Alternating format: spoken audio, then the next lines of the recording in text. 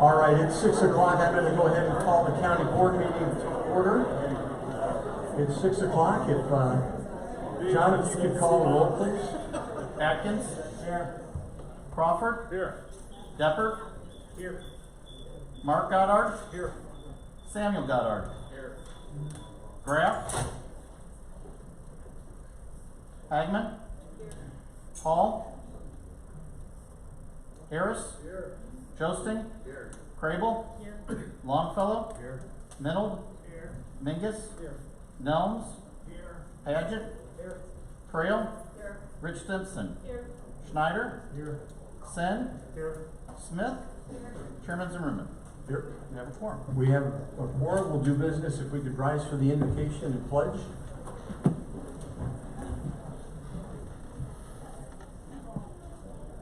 Heavenly Father, thank you for being such a gracious God who blesses us beyond what we deserve. Thank you for Tazewell County and the privilege of serving in this capacity. Thank you for all these board members and our employees. I pray that you give us wisdom tonight as we deliberate these issues. We can have a spirited debate and then come away in a spirit of unity. Thank you for all the citizens that have come out tonight. Thank you for the respect that they've shown and the patience as this pipeline potentially comes through Tazewell County. Thank you for all of our employees and just the fantastic job that they do for us. I pray that they feel our appreciation. Thanks for our soldiers overseas and our police and fire here at home and that risk their lives to keep us safe. Thank you for the recent rains. Just a productive crop that we see coming. And it's a sign of your faithfulness. Father, give this evening to you again as we debate these issues. We know that you're a sovereign God, and we pray all these things in your name. Amen. Amen. I pledge allegiance to the flag of the United States of America and to the republic for which it stands, one nation, under God, indivisible, with liberty and justice for all.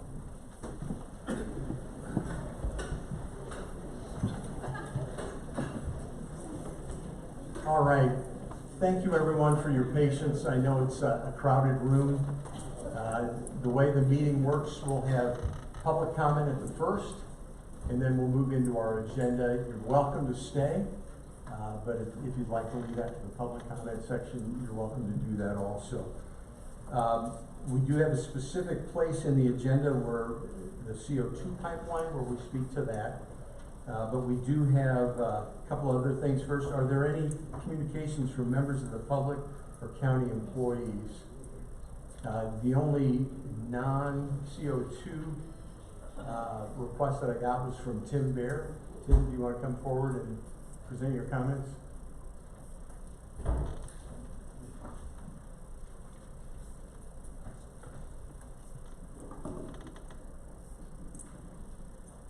For my public comments tonight, I want to address the extreme disregard for public safety of Illinois Public Act 102-1123. What I'm referring to is the almost complete lack of a margin of safety in the Public Act setbacks for both wind turbines and solar panels.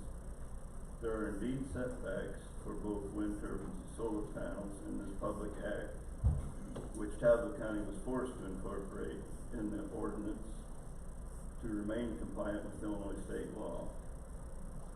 But I do not believe that a reasonable person could be persuaded that Illinois state law requirements are sufficient for public safety as was so clearly presented in the public testimony of August 29th concerning insurance liability limit amounts. In my own public testimony of May 2023, I addressed the same issue of dry crop residue, a strong wind, and a wind turbine on fire and dripping fire from 500 feet in the air.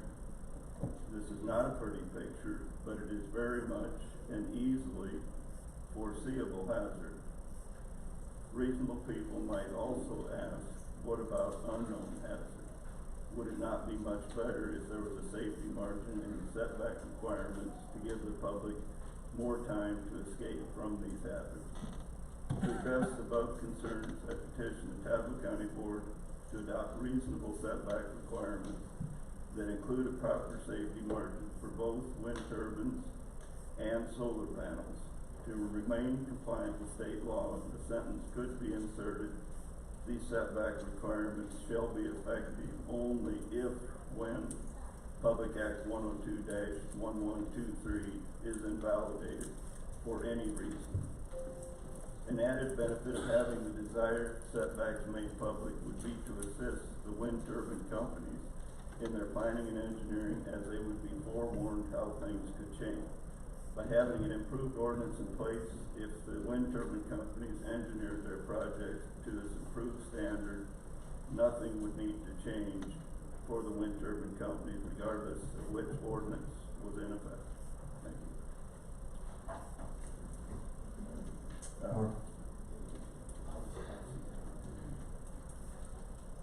All right. We do have a couple of presentations tonight. The way I'll do this is we're moving on to item D.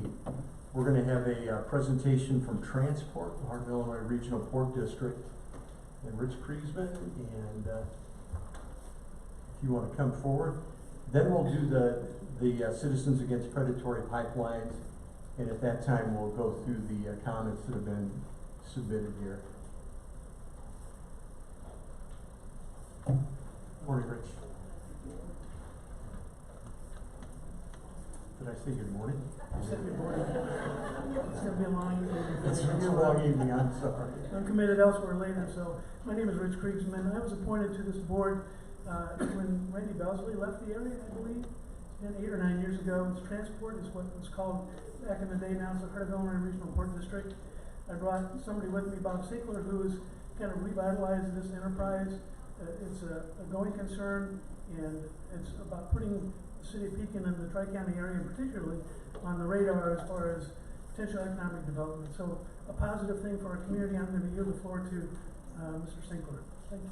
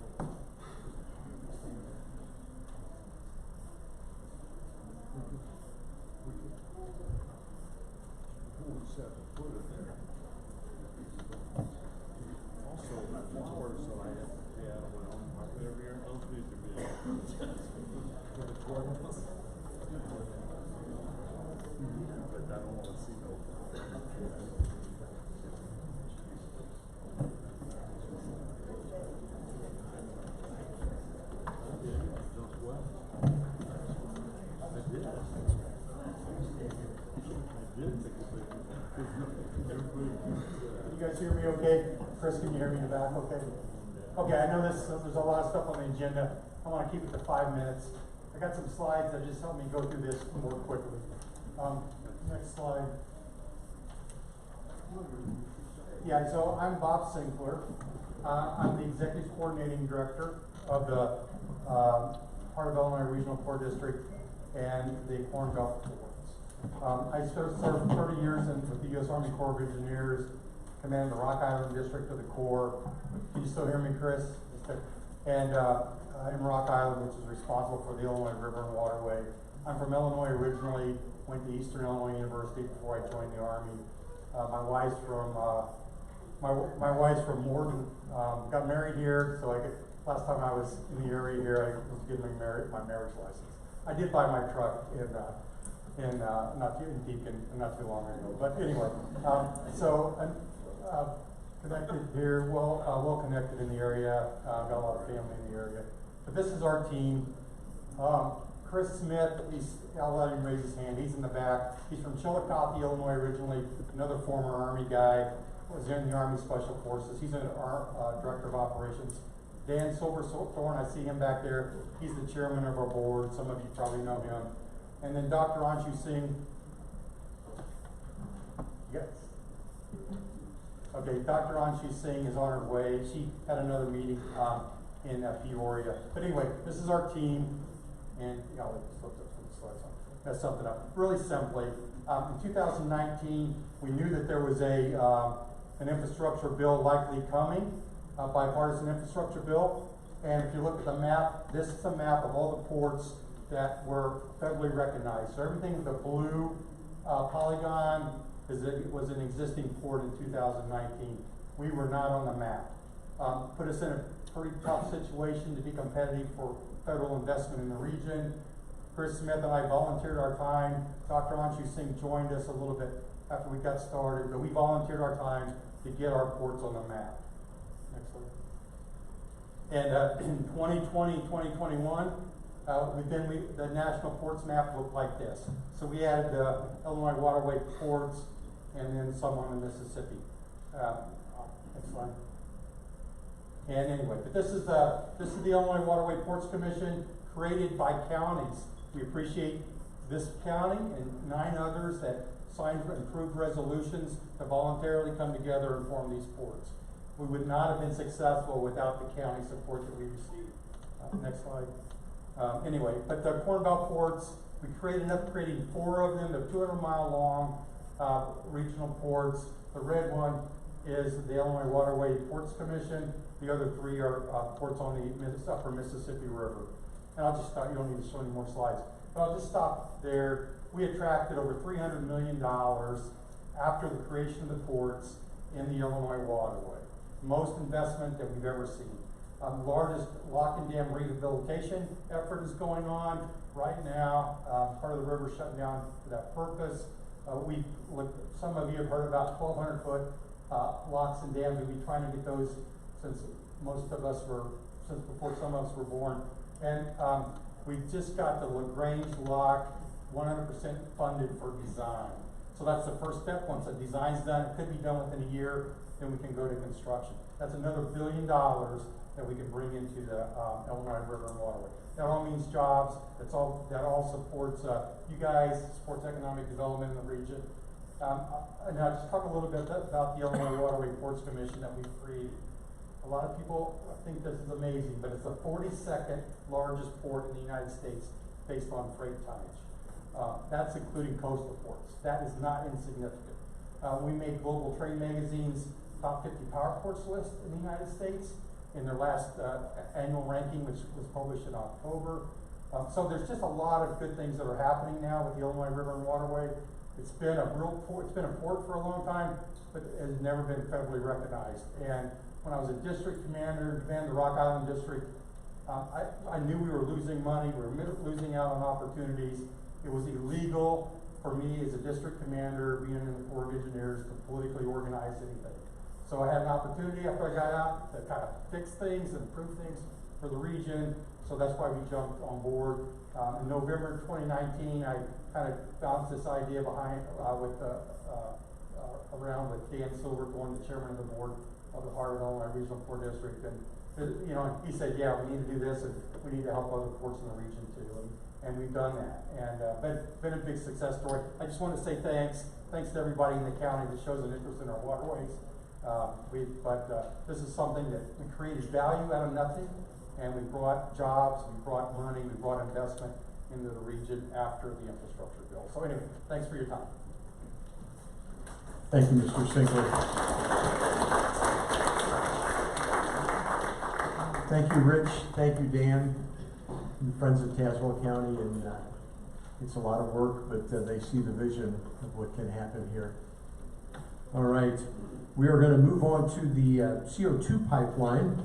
How we're going to do this? We have people who have submitted comments, and at the very last part, Tracy, I'll call on you to give the presentation.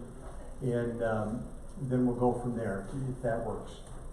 So I'm going to start with Robin Miller. Generally, with public comments, we limit it to 3 to 5 minutes or a half hour on a single topic. What I would ask, if the topic's already been discussed, if you could just say that I agree with the previous speaker on that particular issue and move on, just so we can keep things moving. So if you could just say your name and what community you live in, Right, I'm Robin Miller, I live at 16900 Gokin Road in Green Valley. You may have passed by our house, we're the dome. Yes, he says, I have passed by your house. Okay, I'm here to speak in opposition to the pipeline. They're planning on building it either through or close enough to my property that I will suffer a significant impact. However, I would like to point out that there's also Plan B. Should this event occur without our approval, and I would like to point you to the concept of a new state. There is a Facebook group called newillinoisstate.org, and we have a government in process in the event of an actual state split according to the United States Constitution. There are processes for this. West Virginia separated from Virginia. Maine actually separated from Massachusetts, believe it or not. But anyway, our Constitution Committee has this proposed constitutional amendment for the proposed new state of Illinois. Private property shall not be taken or damaged without just cause for public use and without just compensation as provided by law. Such compensation shall be determined by a jury provided by law. For purposes of this section, a public use does not include public benefits of economic development, including an increase in tax base, tax revenues, employment, blight, or general economic health. Private property shall not be taken for the use of, ownership by any private individual or private entity unless that property is necessary for conducting a common carrier or utility business benefiting local residents. Only government entities have the power to exercise eminent domain, and this power cannot be delegated to any private entity. After 7 years, if the private property is not used for the purpose for which it was acquired, the original owner or its successors and assigns have the right of first refusal to buy the property back at the original price or at current fair market price, whichever is lower. And with that, I will return the balance of my time. All right, thank you.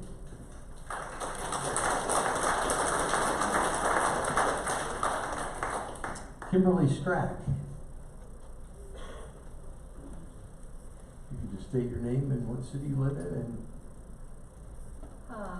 my name is Kimberly Strack. I actually live in Peoria. Just across the river. My neighbor will be having this go right through their property right next door. What I was just going to point out to everyone is we need to think about how we would train and prepare all our EMS people to deal with any kind of hazards that could come up through the earthquake. Since this area has earthquakes, since this area has mine shafts, since this area also has landslides, which is what happened in Mississippi, as you know, if you've researched on it. We just need to really think about the dangers of this area taking on a pipeline that could be so hazardous to everyone's health and lifetime health. And then what kind of repercussions would it be for all the animals that are lost during that time, all the wildlife that live in the area, all of the farmers animals, and all of our pets that are like our family members. That's all I wanted to point out, was just we need to think about those things before we agree to something like this. all right, thank you. Thank you.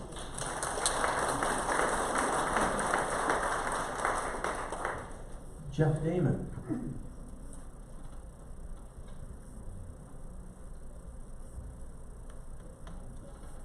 can say your name and what city you live in. Hello, my name is Jeff Damon. I live here in Pekin, Illinois, and actually I spent 27 years working at the plants down here with the ethanol, which also produce CO2. My concerns about all this is, I'm going to tell you right now, I'm not in favor of it or not in favor. I have an open mind on the whole subject. First of all, I want people to know that CO2 is not a poisonous gas. I don't know if people have that impression that it's harmful. It's not really harmful if they have a small leak. Okay. Now, the problem I have is the CO2 pressure relief valves. They've been known to fail because they freeze up from time to time if they have a slowdown in the process.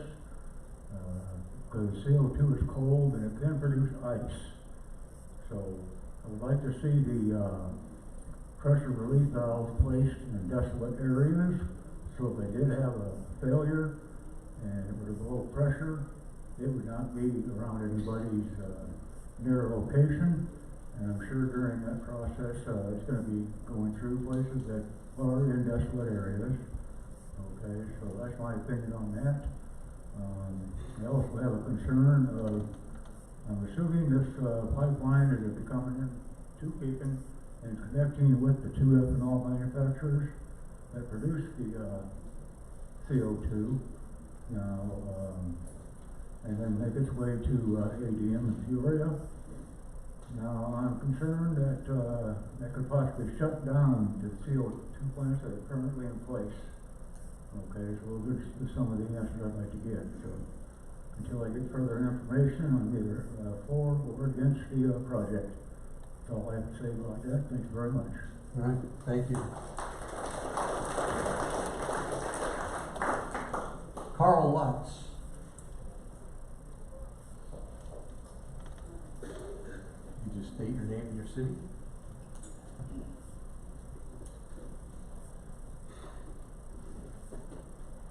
My name is Carl Lutz. I run a business down in Normandale, and they're going to run the CO2 pipeline right behind my business. From what I understand, the city's already annexed property behind Normandale for some reason or another.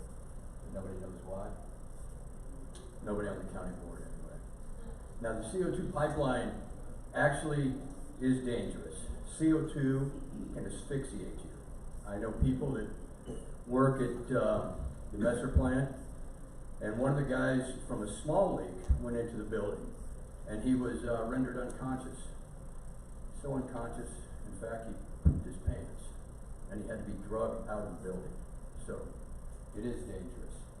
And from what I understand, they're going to pump this at what they call supercritical level. It's going to be 1,700 to 2,100 psi. It won't be cold. It'll be like 88 degrees Fahrenheit. But if it bursts, the safety rules, right now the federal regulations only call for safety valves every so many miles, when the population density is less than 1,000 people per square mile. That means if it bursts behind Normandale, we're all going to die. Think about it for a minute. Look at what happened. If you don't know what happened in Tarsha, look it up on the internet. You'll be able to see. 40 people were rendered unconscious. 200 people had to be evacuated. And they couldn't even bring, like the one lady said earlier, they couldn't even bring any emergency vehicles in because they couldn't run. They didn't have oxygen. So, I mean, it's something we should consider. And if the county board can't pass a moratorium on the pipeline, they should look at passing perhaps safety codes under the building codes, under the zoning codes. I know I went to put up a new building, and I found out that they passed new laws on the sprinkler requirements, and I don't happen to have a big enough water main to support a sprinkler system, so I couldn't put up a building. So if they can pass zoning safety laws like that, which I consider frivolous, but that's regardless, they can pass some kind of safety requirements for this pipeline that's going to go through here, wouldn't you think? Yeah. Tell me. We could all win that. If they can't pass a moratorium, what's that safety for? So, I appreciate your comments. Just keep your comments directed to the board, okay? No questions? Oh. All right. We're not afraid of your questions, but we're just trying to keep it in under control. Well, I think you guys could do that, and what you need to look at is how big are the pipes? What's the volume? How many cubic inches does it take to make a ton of carbon dioxide? How many tons of carbon dioxide are moving in between the safety valves? When they rupture, when the pipeline ruptures, how much is it going to disperse, and how much of the atmosphere is it going to displace? Those are the things that you guys need to know to make sure that we are safe as citizens, as your constituents. Correct?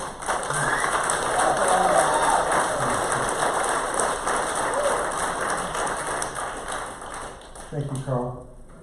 Matthew Johnson.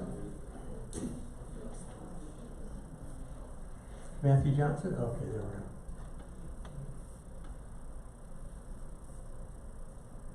All right, can you just state your name and then where you live?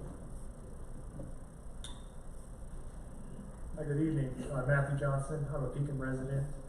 I'm the fourth one speaking, so I think I'll just say that I oppose, like the majority of the standing individuals in this room, oppose the CO2 pipeline like the individual before me said it's dangerous. This is dangerous stuff. It's a lot more dangerous than having just a CO2 fire extinguisher you can buy at Menards. So I think from a county standpoint, you got to do everything in your elected power to shut this thing down and shut it down now. But as you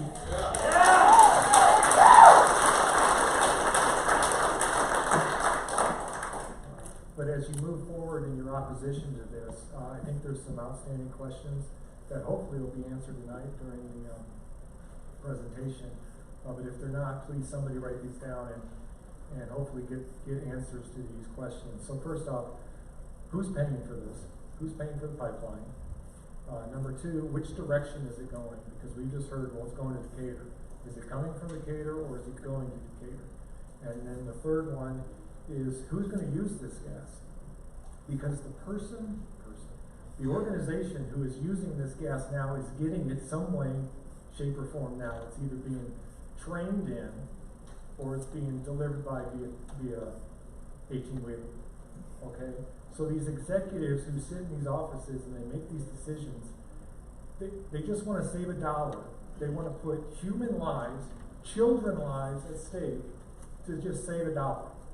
And that's unacceptable. Thank you.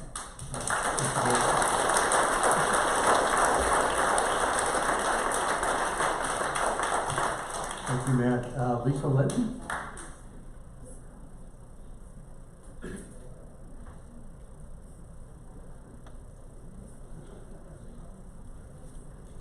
Good morning. If you could just state your name and where you live, Lisa, that'd be great. I am Lisa Linton. I live outside of Pekin in Tazewell County itself. And I'm here also for the same reason this whole room is packed right now, because I too oppose this pipeline. As a landowner, I'm very angry. I'm very angry, and I'm also very frightened. This is not anything I want anywhere near me. As a parent and a grandparent, I am furious. I'm furious. This pipeline, the last we heard, will allegedly go right behind our beloved Rankin School, a quarter of a mile from South Pekin Grade School. These are our children. These are our grandchildren. This isn't fair to them. It's not fair that now we have to fight. We live in a very dangerous world anyway, and we can't control that. We can control this if you help us, if you stand up for the citizens of this county and not let this happen to any of us. That's what we're here for. That's what we're asking you. All right.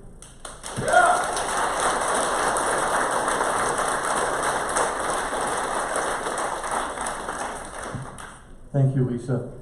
Now, not to wrap it up, but we're going to have Robin Nolting come up, and she'll introduce our presenter, and then our presenter will introduce the very end elder piece. So, Robin, if you could just state your name and where you live.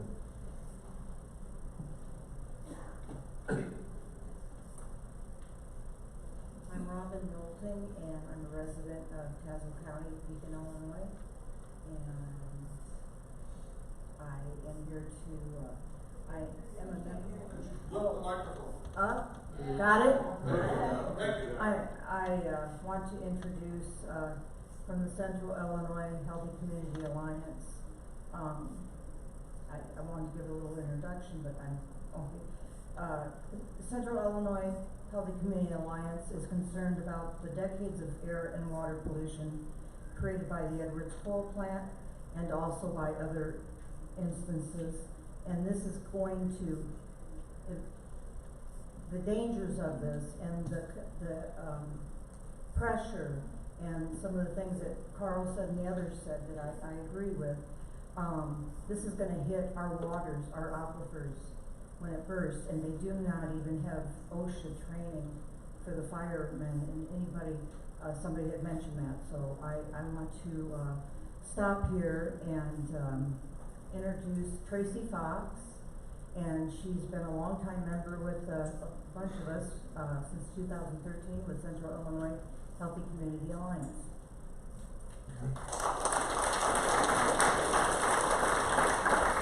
Thanks, Robin, and thanks everybody who came out tonight. My name is Tracy Fox. I do a lot of volunteer work kind of at the intersection of energy and health. And this is one of those instances where in a blind quest to move forward, make some money, and maybe do a little greenwashing, that companies are really putting communities at risk. I live over in Peoria County, out in the rural county. I am not a landowner impacted by this. My heart goes out to all of you who are living with the uncertainty, haven't gotten those letters, haven't gotten those notices. I want to talk today about high-pressure carbon dioxide pipelines and how they differ from gas pipelines. This project came about because of a tax credit in the Inflation Reduction Act passed by President Biden. And what it basically said is that if your plant is emitting ethanol, if you capture it and put it deep underground in a sequestered geologic formation, we'll pay you $85 a ton. This was initially sold as a solution for really hard to solve problems, like how do we continue to build cement plants, how do we continue to build steel plants, and keep carbon emissions down. But instead, greedy companies like the Canadian Pension Fund, which underwrites Wolf Carbon Solutions, recognize this as a big money-making opportunity. It's relatively easy to pick up the CO2 off an ethanol plant. It can be stuffed into pipelines, and unfortunately, the geology under our feet in Illinois puts a target on our back as far as a place to store this. So we've got out-of-country companies coming in, talking to groups like ADM and saying, hey, we can get you $85 a ton for that CO2 that you're currently sending into the air. We can build out the pipelines. We can, put this deep underground down near Decatur. So they cooked this scheme where a pipeline is picking up CO2 at 2 ethanol plants in Iowa. They do not currently have any Illinois customers. And then they're going to pipe it down to Decatur and put it deep underground. I'm concerned about the length of the pipeline, I'm concerned about the route the pipeline takes, and I'm concerned about the very lack of regulations on CO2 pipelines. Oil and gas pipelines we're familiar with, and they run through the countryside, they run through the cities, but they operate at much, much lower pressure than the CO2 pipelines. In order to get the CO2 moving, they have to jack the pressures way up. And this, and combined with the characteristics of the CO2, make those pipelines susceptible to a variety of failure modes. They have the typical early hour failure modes on welds, on equipment, equipment inadequacies. But they also have long-term failure modes that have to do with the nature of the CO2 needing to constantly be repressurized every so often, and that flux of pressure in the tubes makes them subject to what's called ductile fracturing. And that kind of fracturing is very dangerous because it can lead to mass casualty events. Another thing that's unique about these pipelines is that the CO2 going through them has to be very pure. Even the presence of water can be detrimental to the pipelines because the CO2 combined with water becomes carbonic acid, which begins to rot the pipe from the inside out. Next slide, please. You can see the route coming through Tazewell County, and to me it's unbelievable that it skirts Normandale, and almost every house in the neighborhood that's owner-occupied got a notice. It comes through Midway. Again, almost every house in the neighborhood that's owner-occupied got a notice. It goes through South Pekin, same situation there. I mean, this is nothing like the kind of routes that Wolf manages up in Canada, which go through dying oil fields.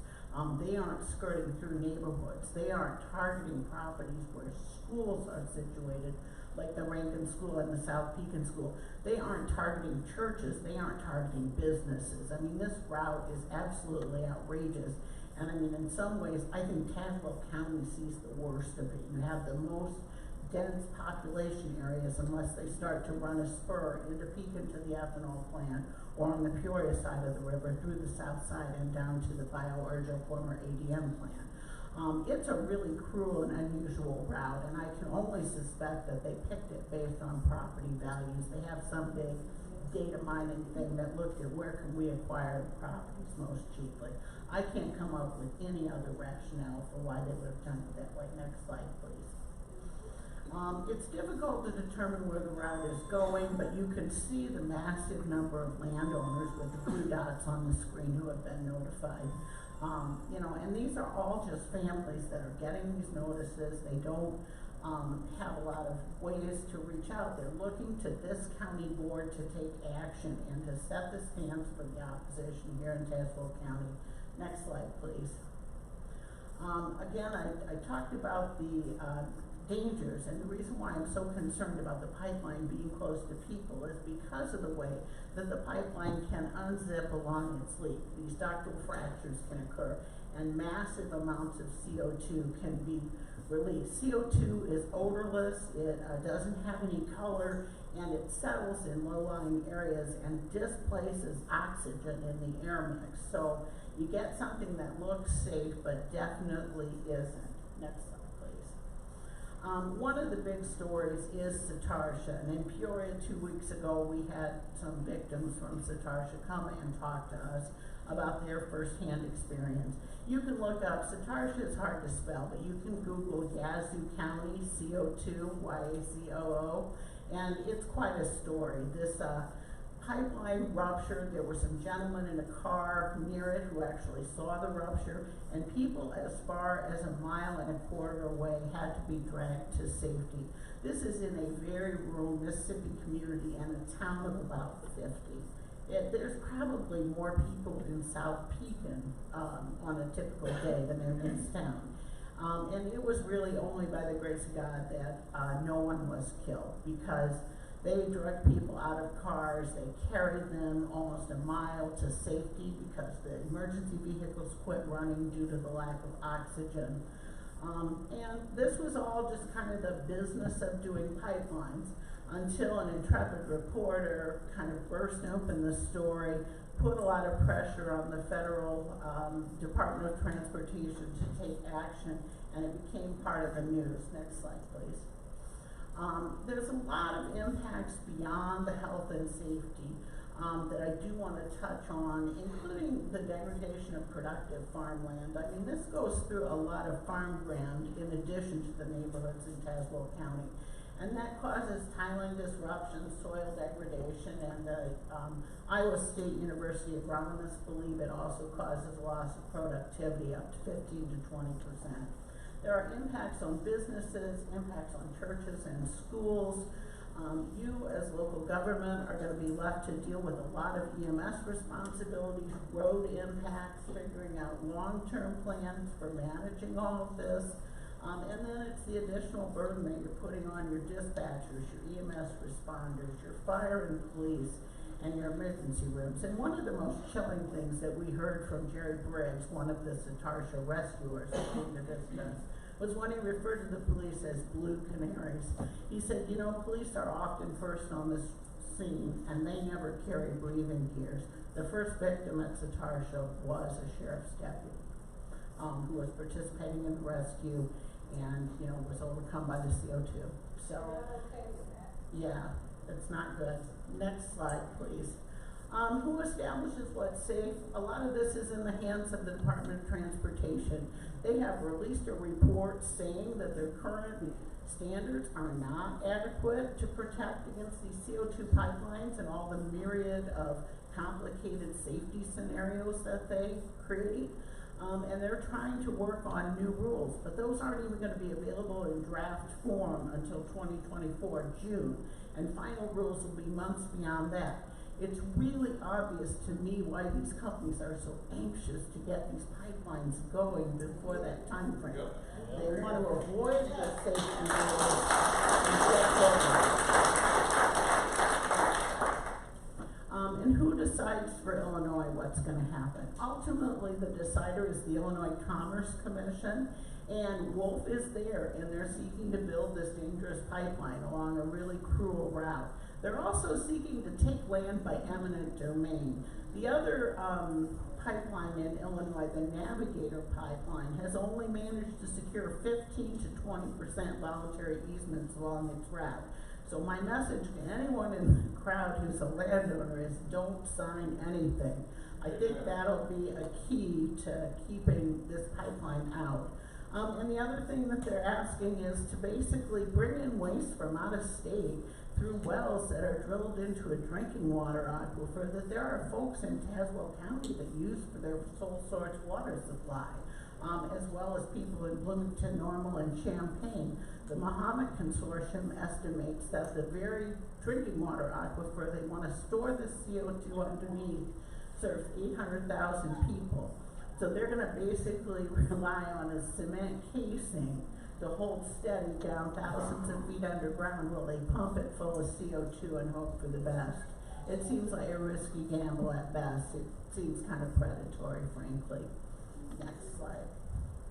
How do we influence the ICC decision? Really, at the end of the day, legal intervention is the most important thing, and that's why I helped found with my colleague Joyce Grant, who's here, Citizens Against Predatory Pipelines. We're a legal intervention group, but we can't do it alone for everybody. We need counties to get on board as legal interveners as well. They have additional rights under the hearing process.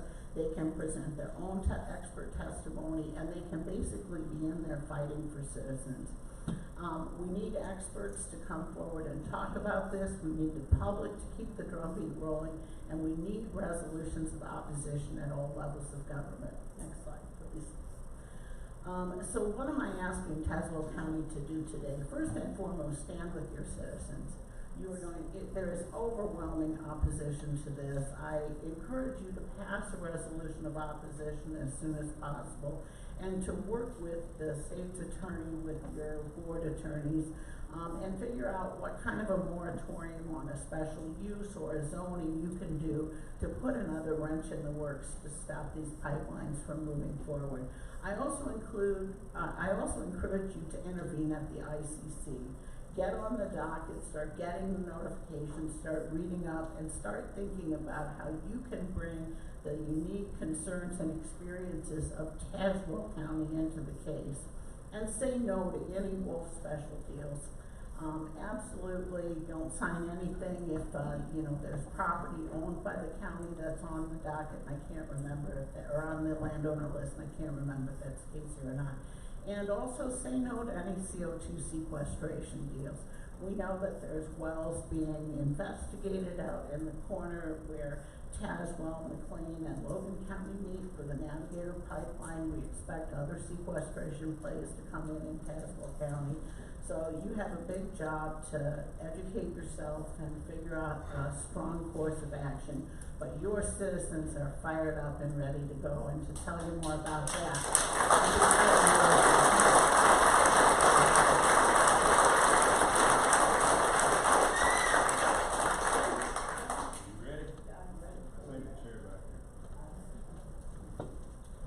Elton, if you could just say your name and where you live and your comments. I'll have to look it up here. My name's Elton Rogie. I live out on South 14th Street with my lovely wife Gail. We've been there for 52 years. It was a place that we had our dreams in, our hopes, our blood, our sweat, and our tears. We thought we were going to retire. We thought we were going to retire there and live out the rest of our lives until they brought this fight to us. I know I can't ask you how many people here are in favor or opposed to the pipeline, so I won't do that. But what I want to do is address the board. I'm not getting a warm and fuzzy feeling from the board. Some things that I've heard are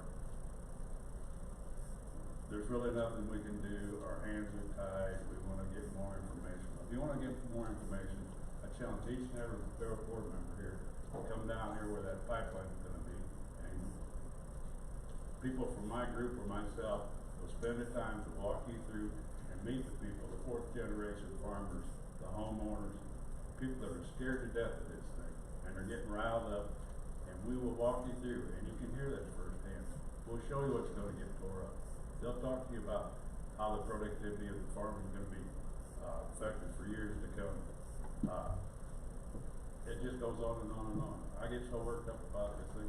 Anybody that hears the facts, what this thing is gonna be so opposed to it, it's not even gonna be funny. The young man up there said that this CO2 is not a poison. It's not a poison. It displaces oxygen, rendering everything inoperable, basically. If you're gonna die within seconds. So I challenged the board to come out. You said you wanted to be informed. We've got people. It's surprising the depth of this group. And right now, at the start of this meeting, we had 897 members opposed to this pipeline on our Facebook site with our group. We've got another 100 some that don't have access to the telephones that are opposed to this thing. I've yet to talk to one person, and I've spent weeks doing this, talking to people. I have found none of them that are in favor of this. It's dangerous. I'm gonna tell you something. I don't wanna make you people sick. Rank and grade school out there. This thing is gonna come so close to them, they might as well open the front door and the back door of the building and run that pipe right down the hallway. Because here's the fact. CO2 is used in slaughterhouses to kill pigs and chickens. And I tell you what, it's not a pretty sight to see them struggling to gas either. So I know Superintendent Gordon here will be more than happy to bring you down, or have you come down to the beautiful school that he's got down there, a beautiful campus. Some of the brightest kids in the county are coming out of that school right now. And they'll show you this face. Look in the faces. Do you want to take the risk? Do you want to take the responsibility of these kids' lives? I suggest there's things you can do as a body. There's not much you can do. South Pekin's taking action. Cincinnati Township's taking action. Sangamon County taking action. 40 counties in Iowa taking action on this thing.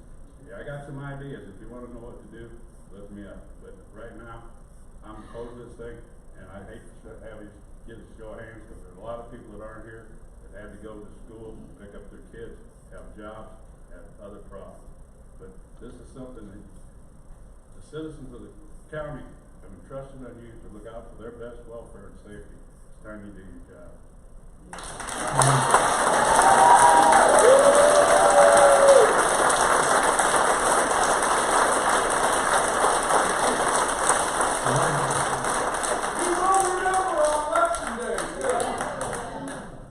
All right, so moving on with public comments, we appreciate everybody's comments, we really do. And we need to move on. John, you had something you wanted to share? I wanted to make the board aware of a new project that we've launched in our office in coordination with several of the other county offices. As shocking as it is, we are quickly losing our World War II veterans. In all of Tazewell County, we have come up with only 19 that are still alive today. 19 World War II veterans, and that's it in our county. I know there's a national effort to make sure that when the last veteran passes away, that they are remembered and that the nation has an opportunity to honor them. The county officers in Tazewell County are working towards the same thing. There are several funeral homes that have offered some ideas, several townships that have stepped forward, especially Pekin Township, which we're appreciative of.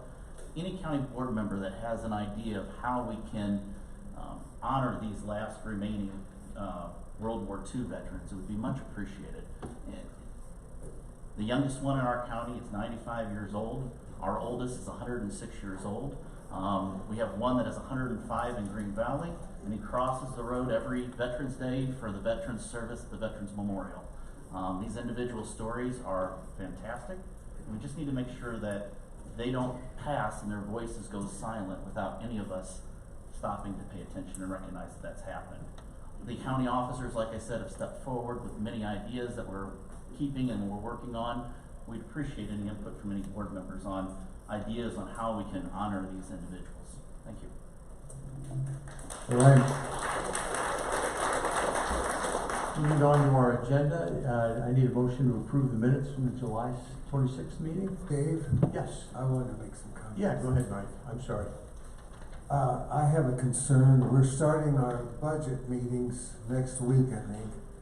And a memo was issued by the state's attorney's office about the county clerk diverting funds, basically from the general fund, and the county clerk making a loan without county authorization. He's not authorized to do that. He wasn't authorized to divert funds from the recorder of deeds fees. And I want to know what we're going to do, where we're headed, and what's going to happen.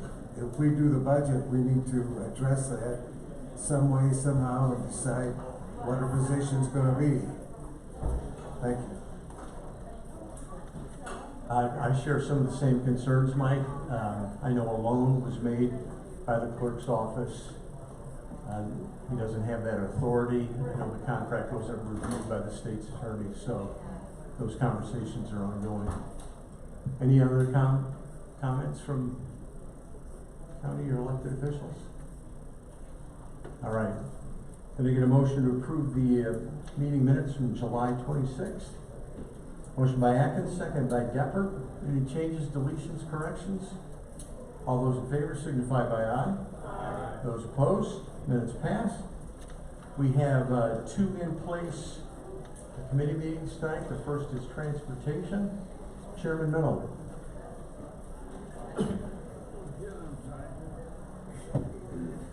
Thank you. Could I have roll call, please? Patty? Here. Vice Chair Trail. Crawford. Here. Decker. Here. Hall. Harris. Here. Nelms. Here. Patchett. Here. You have a forum. Okay.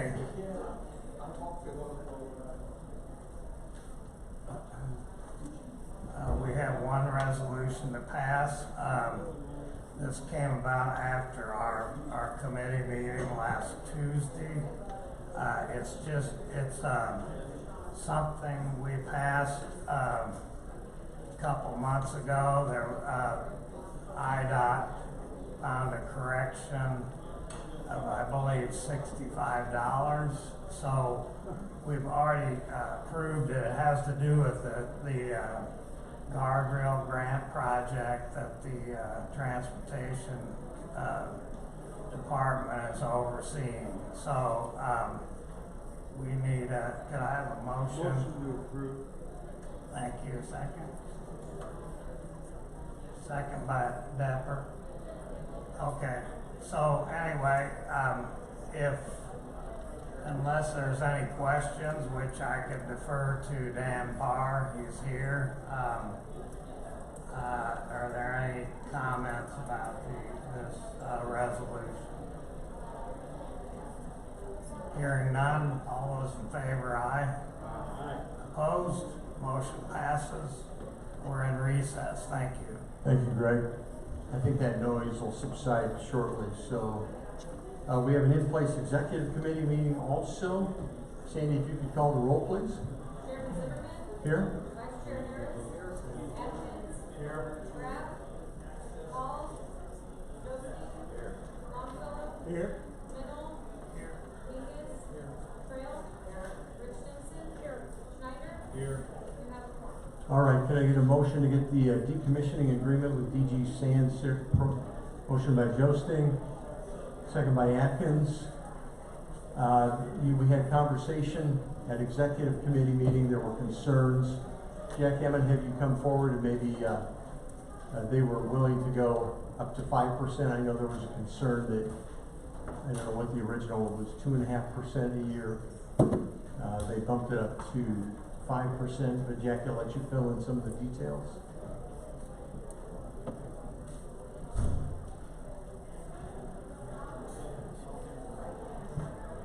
There was concern with regards to the 2.5% inflation over the life of the project. The committee will be given the opportunity, or the county given the opportunity, to review that cost evaluation following the fourth year and every 4 years following. However, the company was more than happy to go ahead and increase the 2.5% to the 5% that was discussed in committee. Other questions? Bill? This was something that I was really concerned about, and I just wanted to speak out to make sure that everyone hears me actually congratulating Jackie on doing such a good job and getting this done so quickly. I know I'm quick to criticize people, and I think I should be quick to congratulate them on good work too. And honestly, I think that it's, I hate to congratulate a solar farm company, but it's good what they did in coming forward and taking responsibility to make sure that their decommissioning plan will be as good as what we're asking for. Russ? I don't mean to put you on the spot, Jack, but in your communications, did you get any inclination that they'd be willing to approve more than we asked them for? Because I not only agreed with Bill Atkins in the meeting, I thought his proposal was still insufficient. Thank you. Well, say, hey, Bill, we can only shut one of those doors. Yeah. Only one of those doors.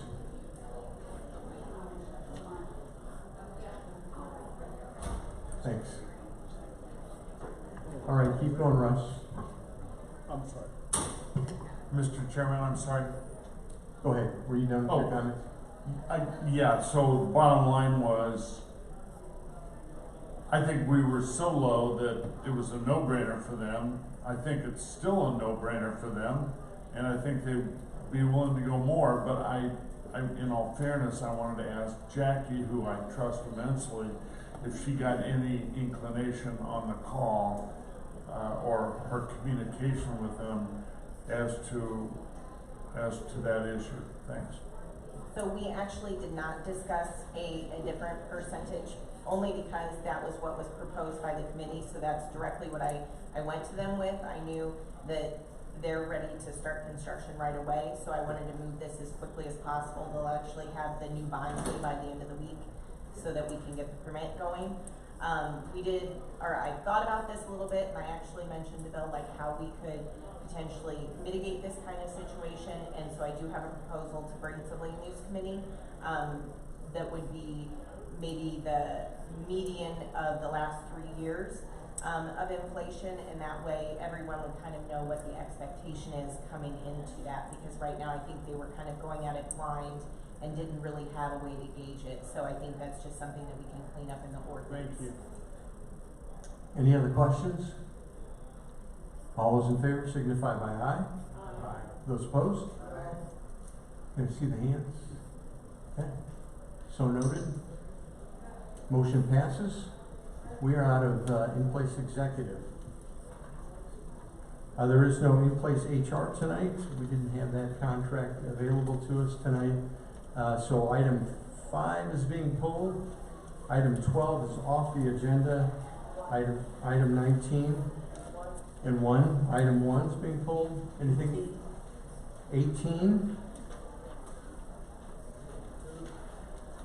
2? So, what, Russ? Oh. I'm simply going to make a motion, if everybody's pulled what they want, we approve the remainder as a consent agenda. Okay, so items 1, 2, 5, 18, and 19 have been pulled. Anything else? Motion by Crawford for the remainder. Can I get a second? By Mingus. All those in favor signify by aye.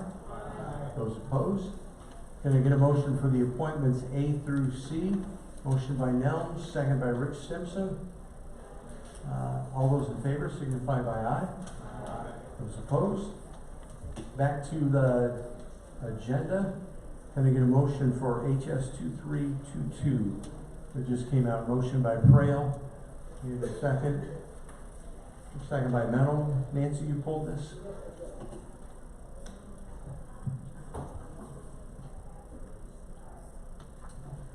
My question really has to do with the huge raises that some of the communities are going to have to experience for expense on animal control. I'm not opposed to it, because if the animals are from that community, they probably should pay that. What I'd like to know is, have the communities been notified of these significant raises to the bills for animal control? Libby, you wanna handle that one? Yeah, if you could, that'd be great. I'm particularly concerned about like Delavan, which is 101%, and a couple others. I realize they have the animals, and you had the issue, but I'd like to hear more.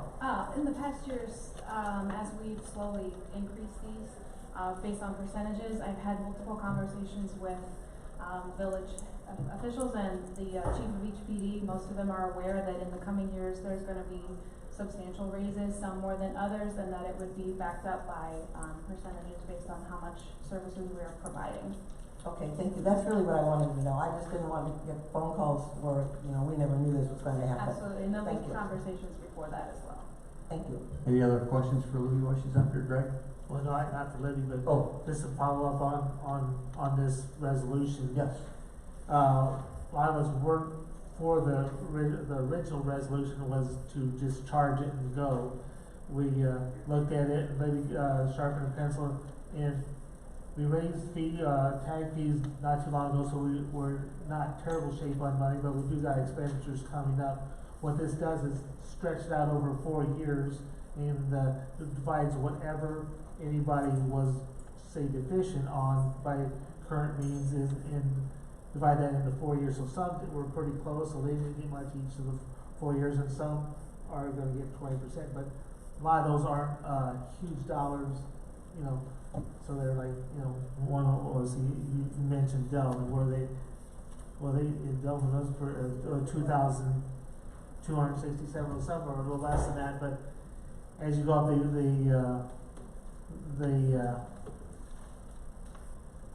they were spread out over 4 years. The reason that 4 years, and we looked at some other averages, maybe make it longer, but we're also allowing, if the numbers go down, their fees are going to go down too. So if the activity goes down, so by doing this in a 4-year thing, that maybe, I guess if we envision 4 years, if the numbers go down, their fees will go down. All right. Any other comments or questions? Russ? My congratulations to the committee, the director, and the department. It is critically essential for Tazewell County to continue to receive the revenues to generate the services we provide without hitting the general fund and keeping those expenses in the animal control fund. We've gone a long time, and it hasn't always been easy, but we've always done that. And I do agree with Nancy on the notice for everybody to be able to budget. Thanks. Libby, thanks for the great job you're doing. All those in favor of this signify by aye. Aye. Those opposed, motion passes. Motion for LU 2315, this just came out.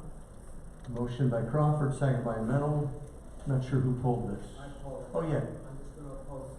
You're gonna, okay. Any other comments or questions? All those in favor signify by aye. Aye. Those opposed? Aye. Okay, so noted. Motion passes.